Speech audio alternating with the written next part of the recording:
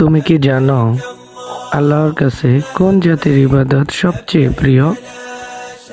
নবী সাল্লাল্লাহু আলাইহি ওয়াসাল্লাম আমাদের এমন এক জাতির কথা বলেছেন, যারা আল্লাহকে চিনবে, তার ইবাদতে দৃঢ় থাকবে।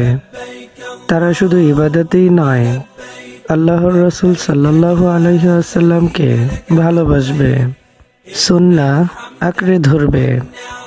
এই জাতি শিরক থেকে দূরে থাকবে, আল্লাহর সাথে কাউকে শরিক করবে না। অনেক আলেম বলেন, এই গুণাবলী আজ সবচেয়ে বেশি দেখা যায় আমাদের বাংলাদেশের মানুষের মাঝে। আপনি যদি মনে করেন বাংলা আল্লাহর দিনে অবিচল থাকবে, কমেন্টে লিখুন আলহামদুলিল্লাহ, আর ভিডিওটা শেয়ার করুন, দাওয়াত ছড়িয়ে দিন।